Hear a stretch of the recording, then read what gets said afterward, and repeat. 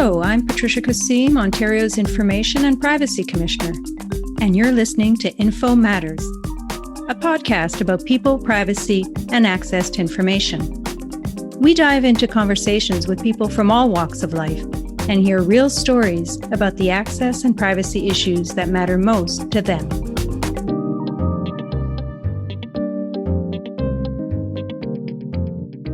Welcome, everyone, and thanks for tuning in.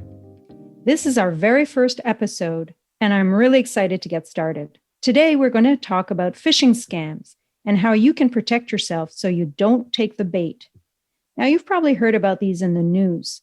For example, there was an incident not too long ago in Uxbridge, a town just north of Toronto, involving an elderly woman who went into a Shoppers Drug Mart to buy $3,000 worth of Google gift cards.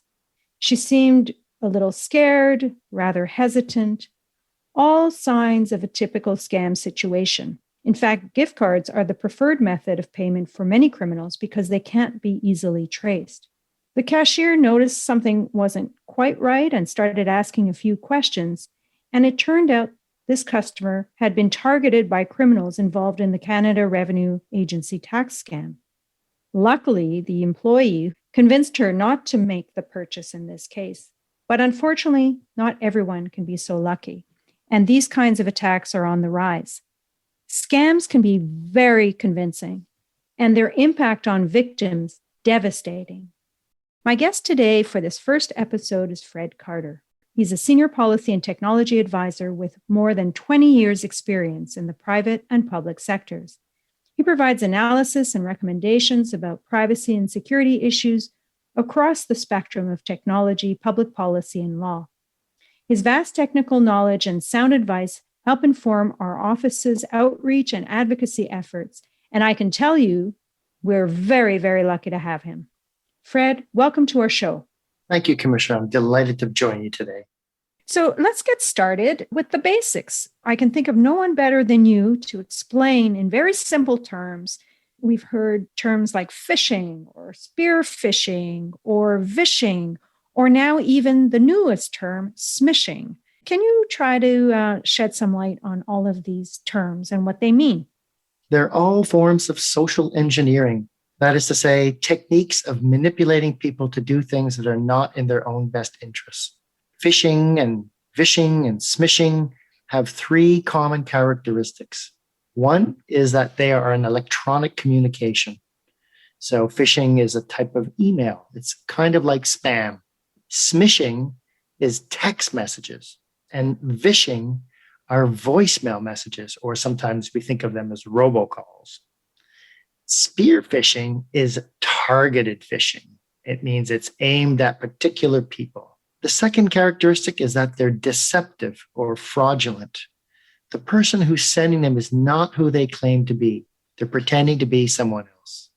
That could be a financial institution, a delivery service, a vendor, your IT department if you work in an employment situation. It could even come from a friend or family member or someone who claims to know you if they've taken over that person's account. So there's endless scenarios, and the common denominator is that it's not who they claim to be. And the third common characteristic is that these messages are trying to get you to do something that compromises your security. So that could be replying with sensitive information like your credit card or a password, basically anything to keep the conversation going. It could get you to open an attachment that might have malware in it that infects your computer. A lot of times, these messages try to get you to click on a link. And that link goes to a fake site where you might enter in your login information thinking it's the real site. And now they've captured all of your login information and can go in and become you. You know, they work. They continue to work because we're human. And as I mentioned before, social engineering is a way of manipulating people. So when we think of phishing, we think of messages that exploit trust. You trust in authority or an expert, or maybe a colleague or family member who sent you a message. We trust them, so we do what they ask us to do. Or maybe we're just busy and we don't pay attention and we're really not paying attention and we click on that link or we respond. Or we want to be helpful and efficient. So we respond. Maybe we make a donation. Or maybe we're curious. You get that text message and did you get the money yet? And what? And so you click on that link because you're curious. But I think the biggest fear of all, or the biggest motivation, or the reason that phishing works is because we're fearful.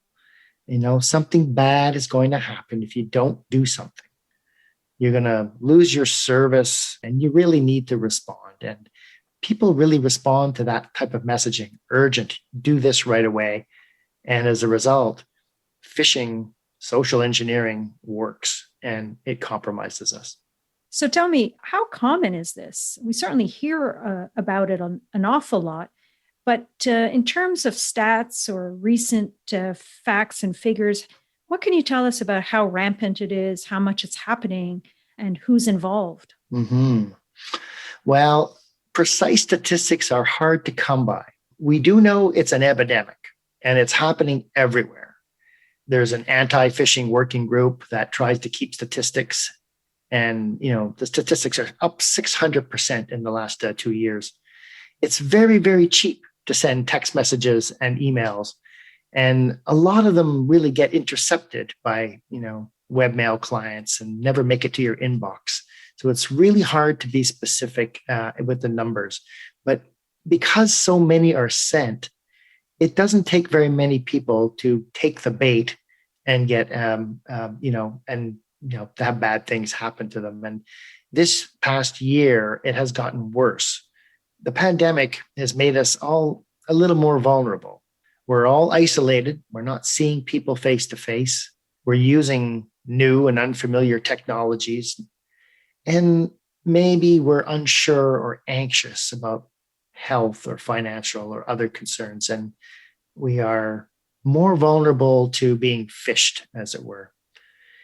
Now, phishing often leads to other kinds of fraud. And so the Canadian Anti-Fraud Centre does keep statistics. I think I have read that in scams, all in scams, was almost $100 million lost in Canada to mass marketing fraud. But the problem is experts think that only 5% of these scams are actually reported. So it's likely to be much, much worse than we know. So the problem is pretty big, and the COVID-19 pandemic has made it worse because we are much more vulnerable to the kinds of tricks that these social engineers use to get us to click on those links and to open those attachments and install that software. So what I'm hearing then is whatever the statistics are, they're probably very likely to be underreported. Interestingly, I also heard that Canadians are particularly vulnerable or particularly targeted more than other countries. Is that your understanding as well? I've read that too. It's very surprising. Maybe we're just more trusting. Maybe we're more technologically connected. Maybe there are other reasons as well. For some reason, we seem to be more attractive as targets in Canada. It must be our good nature, our trusting nature, as you said. So really, I guess the question is why? Why do these bad guys want your information in the first place? And what can they do with it, or what do they do with it? Mm-hmm. Well, the attackers may have many motives. I think the biggest one is they want your money, and they want to get your credit card information, and they want to buy stuff with it. Or they want you to transfer money to them, like the lady who was buying them gift cards. Or maybe they want to steal your information, or maybe your bank account information or your login information, and sell it.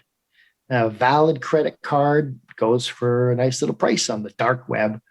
The dark web is the part of the web that you can't find on Google. The more serious types of crimes are when they use this information to impersonate you and to commit identity fraud and theft. They might use this information to change your address and divert your mail, or they might apply for new identity documents, or they might take over your account and lock it out by changing the password and then asking you to pay money to unlock it. Or, they can just threaten you and ask you to pay and pay and pay to stop the threats from happening. It's quite a spectrum of bad things can happen by clicking on a bad link. More and more, we're seeing them installing software on your computer or your mobile phone. And the software might record what you're doing or steal your information. It might spam everyone in your address book and send them a link because people will trust an email that comes from you. So it can be used to commit other types of similar phishing attacks. And in the worst case scenario, it can just lock up, encrypt everything on your computer and demand a ransom for them to open it up. I think maybe even the worst example is the spear phishing, because you're actually being targeted, and you might be an executive in an organization that has the keys to the kingdom. You're the big fish, and there might be some additional motivations that would motivate an attacker to target you for other reasons that might not just be about money. In any case, phishing is often the first step in a more serious series of crimes. Phishing enables it to happen. There's lots of things that they can do that are not too good. So that's a good reminder that it's not just credit card information or your bank account number or other obvious financial related information that's vulnerable here. They can get their hands on any other forms of personal information, as you say, either to threaten us that they'll release it unless we pay them a handsome ransom, or interestingly, it's a gateway, like you said, to get to know you better so that they can actually get further information down the road. So as I like to remind my kids, not so young anymore, but they've heard this many times, even your date of birth or your email address or your phone number can be sensitive. So that's a good reminder.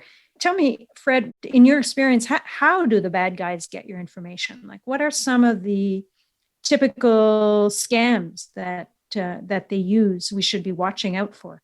Well, some of the most common ones are, they'll tell you they've noticed a suspicious activity or login attempt. So, you want to check it out. Why? Well, they may claim there's a problem with your account or your payment information. Click on this link to fix it. They might ask you to confirm some information, maybe eligibility for a government refund or a benefit. They might send a fake invoice. They might offer you a coupon for free stuff. COVID-related scams have been quite prominent in the last 10 months. We see a lot of things like free tests, kits, and masks and hand sanitizers. Just have to pay for shipping, and you'll never get it, of course. Or they may want you to donate to a fictional charity. People are motivated to donate. Just go right here and enter your personal information, your financial credit card. Maybe it's an unemployment insurance claim due to COVID-19. Just need to validate your information. Or maybe you're going to get free Optimum points, if you just click on this, or if you carry out this 30-second survey, or, that sort of thing. The scammers are incredibly inventive, and they really go with the tide and take advantage of whatever is happening. There's a saying I've heard, don't let a good crisis go to waste. And in many respects, these scammers are doing exactly that. The things that are very important to us are the things that they're going to push on. Those are the buttons they're going to push, and they want you to respond. It doesn't matter what it takes, but just want you to respond. Unfortunately, my parents and my spouse's parents are at the stage now where they really aren't using computers. It's very confusing and overwhelming for them, but they're still managed to be exploited through voicemail and through telephone calls to do things that were not in their best interest. And then we have to go and change their passwords and change their credit cards and report it and help, try to fix things for them and get them set straight because they've succumbed to this scam and they have no record of it. And they don't even know that it even happened to them. So it's something that can happen to everyone, from my mother, even to me. It's something we all have to be on guard for, I guess. I'm thinking of my mother as you're speaking as well, and obviously concerned about, the risks that she faces as well. If I were to give her a few pointers or a few simple things to look out for, are there some telltale signs of phishing attempts that she should avoid, or at least be attuned to recognize and immediately delete? Or what are some that you can recommend or suggest to my mother, your mother, all mothers out there, or parents, or especially elderly folks who are particularly vulnerable to these scams? There are lots of these red flags, and sometimes you have to add them up, but there are a few that are really redder than others. And one is that the sender is not known to you. You've never heard from them. You weren't expecting to hear from them. And when you look at the email and you look at the name of the sender and you look at the underlying email, they're not the same. So an unexpected message or call is a real red flag. Someone who claims to know you and has reached out to you is probably the number one piece of advice that I would give to anyone, is that should get your guard up. You don't know the sender and you weren't expecting the message. When you look a little closer at the messages, you might notice spelling or grammar errors, a bad logo. It just doesn't look right. No company would send out a message that had such poor grammar or spelling. Sometimes I think my bank even tells you, we will never send you an email. And so if you know that, or if you know CRA will never ask you for your password, you want to be aware of that, because when you do get something from them, that should raise an alarm. An unknown attachment, don't open attachments unless you maybe have some expertise and understanding what it is you might be clicking on. Sometimes they're programs. Any mail that asks you to click on this link, don't click on that link. Maybe if it's claiming to be the bank, maybe you can just contact the bank through a separate channel and not through the one that's in the email. And just generally urgent action required. It's urgent. And that should also raise an alarm. You must do something soon. That should make you pause and think, do I really have to do this? Our office has a fact sheet on phishing, and it's targeted at institutions, but it has a lot of good advice for individuals. And phishing can be very sophisticated, but I think the key is to be aware and vigilant and be very wary of unexpected messages from unknown senders urging you to do something that you don't have time to think twice about. When in doubt, think before you click, I think is the mantra that we've always followed. So to take an old adage, a digital twist to an old adage, don't speak to strangers on the internet, I guess, is the bottom line. What are some of the simple things you can do to protect yourself, other than not falling for these phishing attempts or picking up on the signs? What other things can you do to protect yourself? The good thing about email is that your email provider filters a lot of messages. You wouldn't believe how many messages are sent, spam and otherwise, to you that are blocked before you ever see them. And quite often, those webmail providers or email providers will sometimes label those messages and say, warning, pay attention to those warnings, suspected spam. They may put them in a special folder, warning. Be aware of that.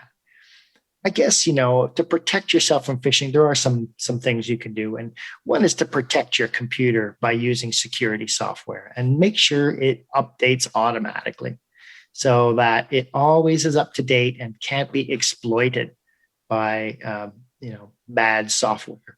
If you have a mobile phone, do the same thing. Set the software to update automatically so you don't have to worry about it. It's always up to date. Those are very, very powerful steps to protect yourself. I would add to that, it's very important to use different and unique passwords for different accounts. Don't use the same password for different accounts. And one of the reasons for this is that a very common attack is that once the spammers or the attackers get your password, they're going to try and use it on other sites. And if you use the same password, they're going to get in. And so a very simple thing is to make sure your passwords are always different from each other. And if that's a challenge, then you can use a password manager. And the really good thing is that modern browsers and cell phones, they have password managers built right in that will remember it for you. And they're good because they're free or inexpensive. And they're going to make sure your password is also complex and not guessable. And I think the really good thing is that if you go to a fake site, it's not going to enter your password in because your password manager will know it was a fake site. So use different passwords. And if you have to manage them, get some sort of a manager, which is built in. The other thing is use strong passwords. Don't make them easily guessable. Don't use I think there's a joke that my account was hacked. I'm going to have to change my dog's name now, and people use that. And then it's amazing. People use password 123 and that sort of thing. Very easily guessable. I shouldn't say this. My mom uses her grandchildren as her passwords, and that's just not a good idea, Mom, but she can remember them. Some accounts, social media or your bank, sometimes they'll offer to send you a text message to your cell phone when you're trying to log in. That's a good thing to enable if you have a cell phone, because then if the attacker steals your username and password, they're not going to be able to get in because they're going to have to steal your phone as well. And so strong passwords are a really good idea. And lastly, I guess, protect your data and back it up, because sooner or later you're going to get infected or your computer is going to crash and you're going to lose everything. And so that's something maybe the sons and daughters can help with, to make a copy of the backup of the data, to make sure that if you click on a phishing link and you lose access to your computer, at least you won't lose all your data. So yeah, those are some good ideas. There's other things that are often offered, check that the sender is you can always reply by another channel, or don't respond. This only encourages them. Don't try to opt out of those messages. You could report messages to your ISP and your employer and your company and all that kind of stuff. But really take care of your computer and your mobile phone and make sure they're password protected and backed up and up to date on their software. And that'll go a long way to protecting you against the worst effects of phishing or vishing or smishing. So all of those excellent pointers, of course, you can do to prevent an attack, but seeing as we're all vulnerable to it and it can happen to anybody, are there things that people can do? They've fallen for a scam. Are there things they can immediately do when they realize that they might have clicked on a link they shouldn't have? Depending on the breach or depending on what happened, stop all communications with the fraudster or scammer is probably the first step. Shut the computer down. Notify your financial institution and don't make any financial decisions until you've secured your accounts. Keep a record of everything, because you might need it, of your purchases, payments, and any records you have of the fraud or scam. Keep a record of it, because you might need it if you have to fix the problem and you have to demonstrate what happened, or to share that evidence. You can call Consumer Protection Ontario to find out if a complaint has been filed about the business, or the Canadian Anti-Fraud Center has a number where you can report or forward the fraudulent email. You're going to want to notify the financial institutions and any other company that you have an account that might be affected. Changing your passwords are going to be a number one priority before they're used. And I guess if your device is infected, or your computer or your laptop or your tablet, the one that was used to communicate with the scammer, take it to a professional and have it checked out. They'll make sure the software is up to date. They'll make sure that you have anti-spyware protection installed, and they can scan the hard drive files to make sure that there's no residual results or nothing left on the computer that can betray you later. If things get really bad, you can put an alert on your credit report. And if you really have to, you may have to even apply for a new replace identity cards. If a scammer has stolen your identity and changed, your apply for a driver's license in your name and redirected your mail, you're in big trouble. So you have to really pay close attention. And what you might do in the event of succumbing to one of these scams will depend a little bit on the kind of scam there is. I mean, the good news is that sometimes, your credit card charges can be reversed and some, good things can happen. But generally speaking, keep really good records, notify the right people, go get your device checked out by a professional, and, change your passwords. So all of this is very alarming, as it should be, because this is serious stuff. I don't want everyone thinking the sky is falling. There certainly are some reassuring things that they'd like to hear from you, Fred. What would you leave as some parting thoughts on this topic? Well, take comfort that it is becoming more and more a legal obligation for organizations to report these breaches to privacy commissioners and to other authorities. And that gives you an advantage to be able to do something about it. And now that whole idea has caught on, and I believe it's a requirement under the federal privacy law that governs private sector. So, this requirement to notify breaches brings in, regulators and others. You're not alone when a breach occurs in fighting for yourself and defending yourself. You have help. And I think that's a really comforting thing, in that you're not alone. And there's anti-fraud centers and the RCMP, and there's many good sources to turn to for support and for help. Certainly, awareness and prevention are really key. I think that is something that comes out very clear across the literature, that we are kind of the weakest link in all of this. And if we can simply stop and think and be aware of the kinds of things that can happen, a lot of these problems can be stopped before they even begin. Yeah, we have some good resources as well, I think, on our site and on the Anti-Fraud Center site and the RCMP site and lots of other, I think there may be some links in the show notes, but it's really worth checking them out. There's some good advice there and good support as well. And I do want to reiterate what I said earlier, that a lot of times financial institutions will sometimes reimburse you for these fraudulent charges. So, you don't have to bear all of the costs yourself if you're a victim. And, that's at least a little bit cause for hope. That was great, Fred. Thank you so much for taking the time to speak with me today. It's always so educational when I hear you talk about these things. And I know that behind the scenes, you've been responsible for drafting many of the tips that we've produced, given your excellent ability to explain very sophisticated concepts in very simple terms. And for that, I really, really thank you. And I appreciate all that you do.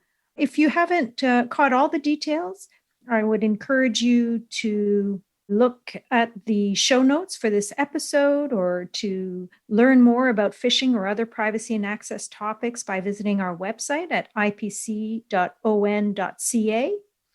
You can also contact our office for assistance and general information about Ontario's access and privacy laws.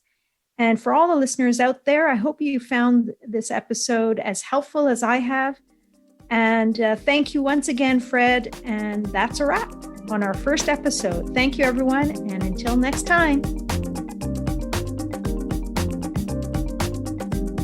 I'm Patricia Kassim, Ontario's Information and Privacy Commissioner, and this has been Info Matters.